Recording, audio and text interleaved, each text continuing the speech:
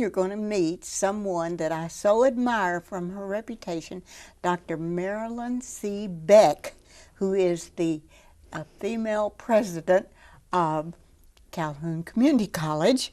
I went to a community college before I went to a university, and it really prepared me. Then I taught in a community college, and here's a young lady that has done all of the above. But I want you to tell us a little bit about your childhood. You've been in, I know, in Fairfax, Virginia, and some other places, but tell us about your growing up years, Dr. Beck, and how this came about. Thank you, Dr. Libhart.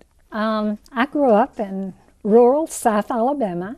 Mm-hmm. I was the oldest of 4 children, and we had a small farm, and with 4 children, you know, everybody has to work together. Absolutely. Because we all had our chores to do, and we learned a lot just by growing up on a farm. My parents were always very supportive. We didn't know how poor we were at that time, thank goodness. I didn't either, but later I thought we were below the poverty level. But we had to be, but we didn't know that. No, we didn't. Our parents helped us learn to be positive and to, I never heard my parents say you won't go to college, even though my mom was a nurse and my father probably completed the 7th grade maybe. But they encouraged us as children. And so I think as the oldest child, which is kind of typical, I've always been a kind of a competitive person, not in a negative sense, but I competed more with myself and with my brothers and sisters than I would have with children in the neighborhood. I wanted always to do well. I wanted to make good grades in school. My parents never ever had to say, Marlilyn, you've got to work harder in math because you made a B. I always worked hard and made good grades. So it was a very supportive home life. I see it more now than I recognized it at the time. But we were kind of a teamwork family because that was just the way to survive. When we planted a garden, everybody planted a garden. We all worked together. When we had other projects to do as a family, we all worked together. We went to a local country school, which, as I look back, was a great blessing because we had small classes. We had great teachers who, that was the center of their lives, was teaching. And all of the families in the neighborhood knew each other. So when you go to school, you better be a good girl because everybody knew each other. And everybody would report about you. Of course, I never had a problem with that anyway. My brothers may have, but I didn't. So when I was in the 8th grade, we decided that I would go to the city school. And so I graduated from Elba High School. And there I continued to be kind of a competitor, but not in a negative sense. I wanted to make good grades. I wanted to be in the Beta Club, was the primary honor society then. But I also participated in other things like the Future Homemakers of America. I probably wasn't the best student in home ec, and that my sewing didn't always measure up to everybody else's, but I became a pretty good cook. So it was a good program, and I was president of the Future Homemakers. So I had leadership opportunities, and my teachers were always very, very encouraging, as well as the support system that I had at home. So that's my basic really childhood. Yes. I had 4 brothers, and I was competitive. I could outrun them in the cotton patch almost all the time. But in the field, in the garden, when we were told we all had to help, well, one day I got this bright idea because I was supposed to plant peas down these rows. So I was so hot out there in that Arkansas sun. I dug a hole and I put all the peas in, and I went back in. My mother said, "Oh, you finished early." She was probably watching out the windows. Didn't say any more. About 10 days later, they came up like this. They were so pulled together. So she caught me. She said, "Well, you have heard. Be sure your sins will find you out." And she made me go pan them all over again. So we both had a similar background, but of course I'm the one that did that little terrible trick. You were a little more creative than I was. I would have probably said, creative or lazy. How far apart do I put these seeds? But, that's right. So you went on then you were now in a city school. Oh boy, that you graduated from the city school. What happened next? I went to Troy State University. I got married right out of high school, 18 years old. But I had to. My husband and I both went to school at Troy State University. I just love what Troy State has done. It was a great place for me. I was undecided about what I was going to major in college. And so I tried out just about everything for the first 2 years. And luckily I had this very wonderful mathematics professor. And Dr. Collins was his name. And I took a class with him. And I missed a half of a problem in the whole quarter. It was a quarter system then. And so I said, I like that. I can do this well. I really loved that class. And so I was almost, that was the end of my sophomore year because I'd been on a discovery path. So I began to be a math major almost as a junior. So if you do that, then you have to double up on your math classes in order to graduate on time. Well, my husband and I, by that time, had a little girl, so graduating on time was pretty important. He was a little bit ahead of me because I was out a couple of quarters when my daughter was born. But he went on to work, and then I graduated, and then in fact, he worked on his master's and received his master's at Troy State. And then we both went to Auburn University, where I got my master's and doctorate, because Auburn was a wonderful university for me.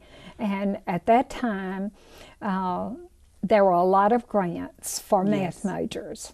So that really was helpful because by that time we had 2 children, so we were teaching and going to school as well.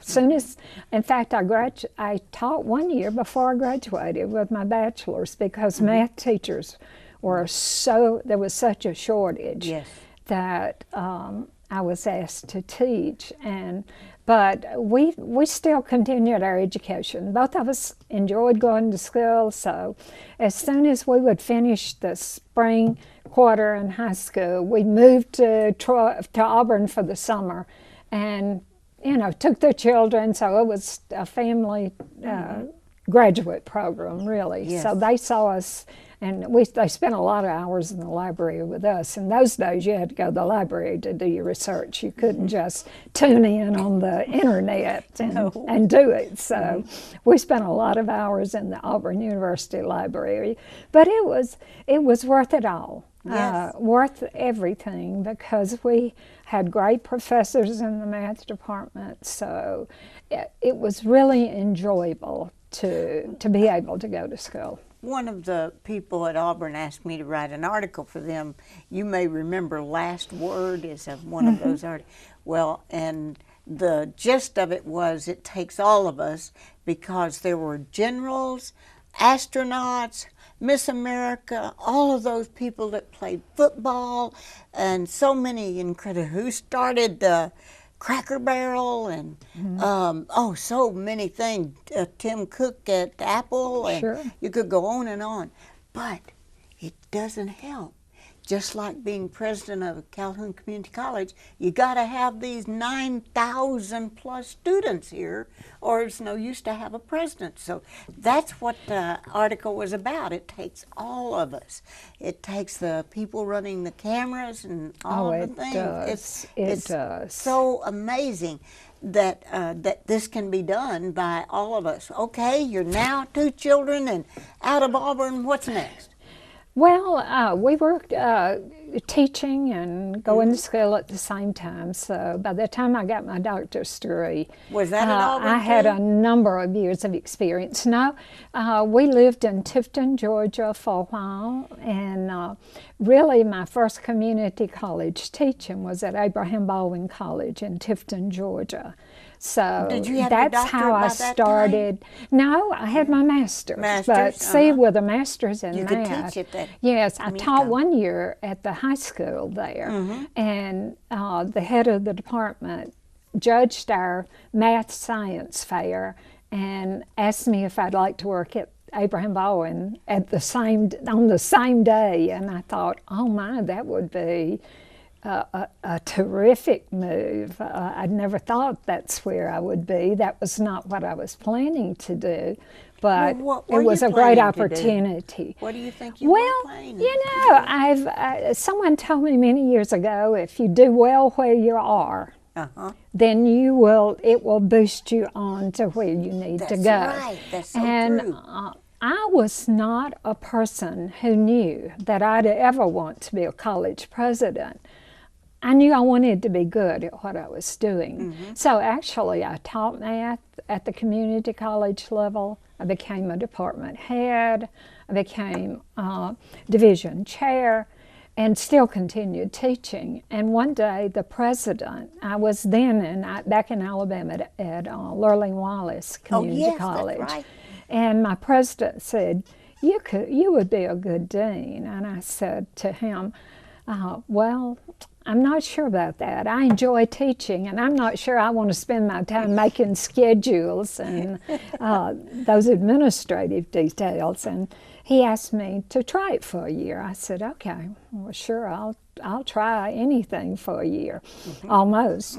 So I tried it, and I guess that got hooked on. There are a lot of things deans do other than push paper, so I enjoyed working with my colleagues, and I was dean at the college for 8 years. At Lurleen? At Lurleen B. Wallace in Andalusia.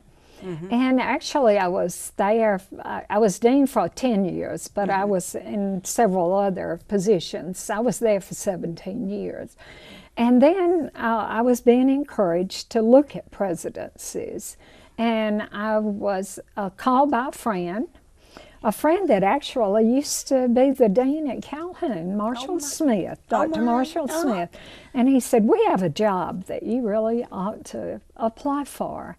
And I did, and I got the position in Virginia, at Lord Fairfax Community College. And it was just such a great experience. I was president there for 15 years. And that was the first presidency, of course. So 15 years was a long time. Wasn't that the first time they had a female president? It was, but there'd only been one other president, the founding president. And he was there for about 18 years, I believe. So I was the second president of the college. So you went and the first female president, Virginia. Yeah. So that was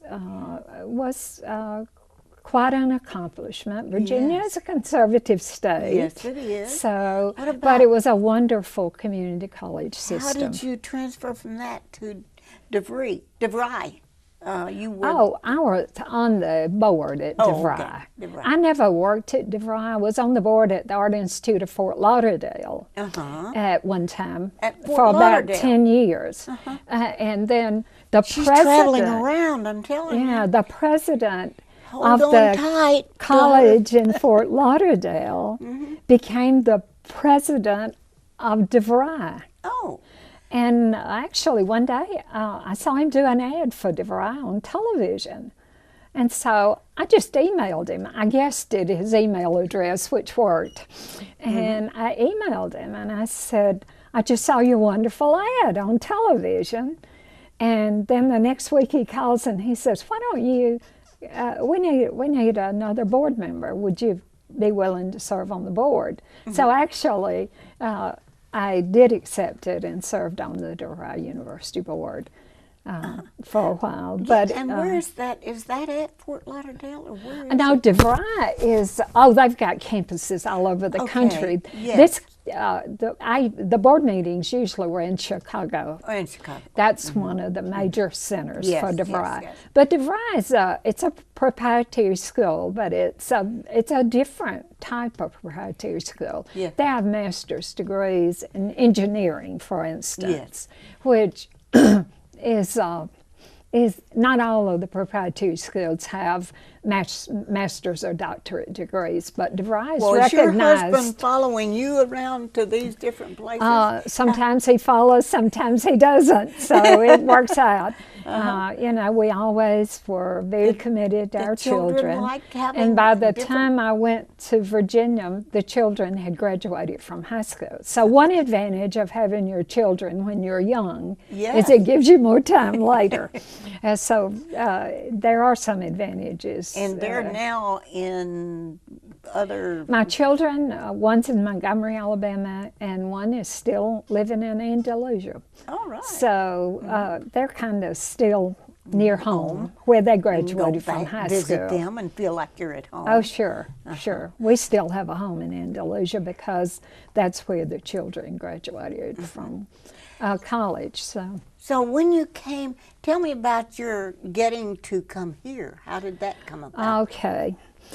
Really, when I left Alabama from Lurleen Wallace and went to be president in Virginia, I thought probably that would be my last job, that I would stay in Virginia and until I got ready to retire, never thinking that about the possibility of Calhoun. The college in Virginia grew to be about 6,000 students from 2,000 to about 6, between 5 and 6. So we had done well. We had doubled enrollment. We were financially stable, and it was northern Shenandoah Valley. So that's kind of heaven on earth as far as the beauty of the earth is concerned. And it's a valley area. And it was a good area for students because we tended to have jobs there, either there or in nearby Washington, D.C.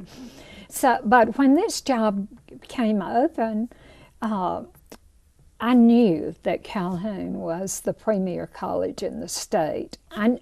Because when I worked at LBW years before that, I would call Calhoun for ideas, or the deans here. We would talk about policies and procedures and how you do things and what are the latest innovations you're working on. So we shared ideas. Well, it was almost too good to be true, actually. But I finally decided that maybe that might happen for me. And so I did apply for the position and just was so very, very fortunate to be able to be selected. Over a decade ago. So, that was over a decade ago. It doesn't seem possible. Yeah, all of these marvelous people you're teaching, what has been your biggest challenge that you've, with education and with yourself and getting these grants and getting this? I saw where $1.8 million was one of the donations. I don't know. We've had a very good response to the college. Well, we're in a premier region of the country, not just, and it is certainly the premier region, in my opinion, of the state of Alabama. I understand you don't take no for an answer, so. Well, different people talk about that different ways, I'm sure, but you wanted this to look persistent. more like a university than if you believe in what you're doing, you will go out and ask people for money, or you will write grants, and you will. But the main thing is we have so much talent here at the college that we can do things that we could have never done at LBW with 2,000 students, or when I was there, it was 1,100. And everybody does everything, you know, it's a small team, so you learn a lot at a small college. But in a large college, if you can learn to bring the talents together, you can do amazing things. And we have such talented people. We're going to actually be showing some of the things that you've accomplished on a videotape that will actually be after you and I finish the conversation. They're going to show that. We're going to show that nationally, in fact globally, about 3 minutes of what Calhoun has done with your leadership. Great. Well, we're excited about that. And that is just because of the team effort and the outstanding talent that we have on campus. What would you do when you think, we've got to make all of these buildings, we've got to have this beautiful Well, I wish I could tell you that I had a vision of what the campus would be. But actually, I think your vision develops as you move along. It does. And so first, we had a vision of what health sciences could be. And then we moved to math sciences, and we share ideas and thoughts. And so we have emerged much farther. Who are some of your people that are team members that really all this talent? Oh my. Janet Martin in our public information office. Alicia Taylor, who is Vice President of Academic and Student Services. We have capable deans such as Bethany Clem in Business Solutions, who's brought that area so far.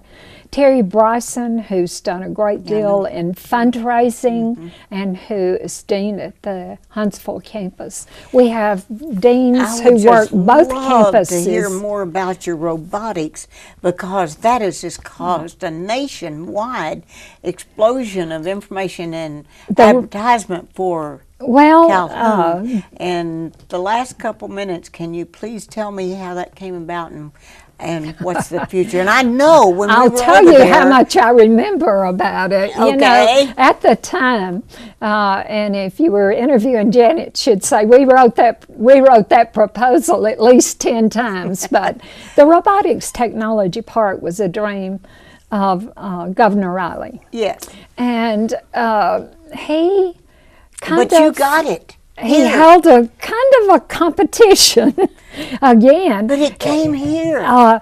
Because we competed favorably with the rest of the state.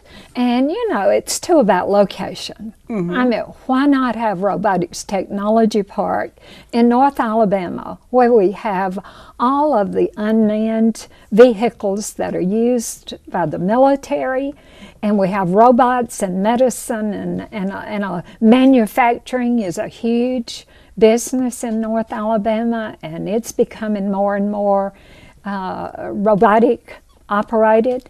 The automotive industry throughout the state use robots, so it was just the place for Robotics Technology Park. And with your guidance, and it was a team effort. It was very much a team effort.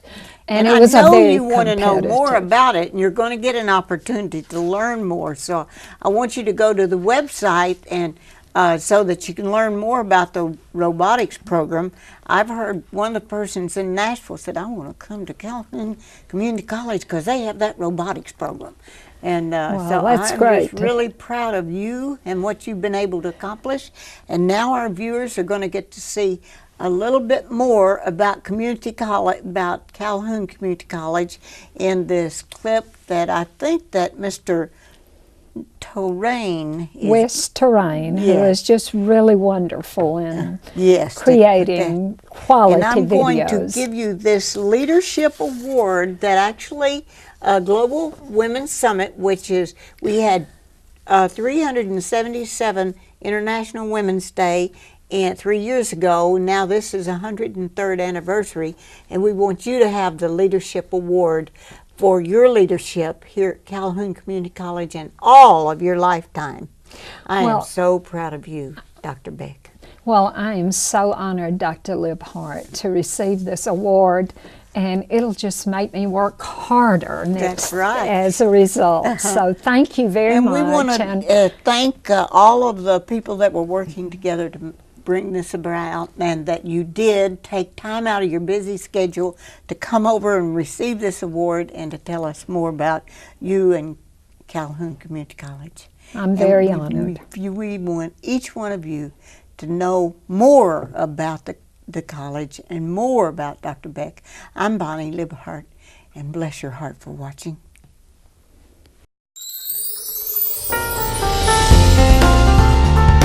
Welcome to Calhoun Community College, Alabama's largest two-year college with almost 12,000 students.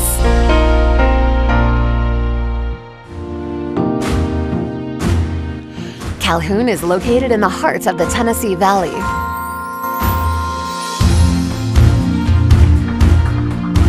Recognized as one of the most economically stable regions in the country. Our main campus is in Decatur. Our Huntsville campus is located in Cummings Research Park. We're proud of our 22 nationally accredited degree programs. Our students and instructors are our greatest assets. Here are 2 examples of recent TV commercial campaigns that tell the Calhoun story. The tough economy took Julie's job away. Now she's turning her career right side up, becoming a nurse at Calhoun Community College. And we offer more choices for more students in robotics, biology, pre-engineering, and criminal justice. New careers where they're in demand. Calhoun Community College. Your community, your college, your future. We have 500 nurses, but we're not a hospital. 600 high-tech industrial technicians, but we're not an aerospace company. We study the latest developments in biotechnology, but we're not a research lab. We're Calhoun Community College, where our graduates are prepared to go straight to work or transfer to a 4-year university. Calhoun Community College. Your community, your college, your future. Register now. In addition, Calhoun is home to the Alabama Robotic Technology Park, a partnership with Alabama Industrial Development Training, known as AIDT. We recently opened the Alabama Center for Excellence in Clean Energy Technology, funded through a $3.4 million grant from the U.S. Department of Labor. Calhoun is also home to the state's first and only associate degree program in biotechnology, created in partnership with the Hudson Alpha Institute. And Calhoun recently developed a partnership with Athens State University and opened Phase 1 of the new Alabama Center for the Arts, located in downtown Decatur. Stay tuned, construction is expected to start soon on Phase 2 of this development. According to a report from the Alabama Community College System, Calhoun has a substantial economic impact on the local community and the state, topping more than $279 million. We take nothing for granted at Calhoun and continue to work hard each day to earn the community's trust.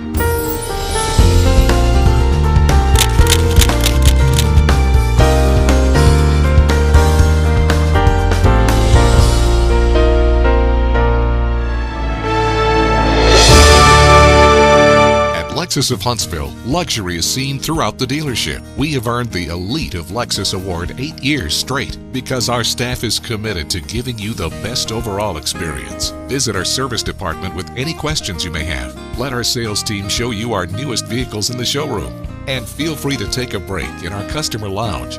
Lexus of Huntsville, where you get much more for less than you might expect, on the corner of University Drive and Providence, Maine in Huntsville.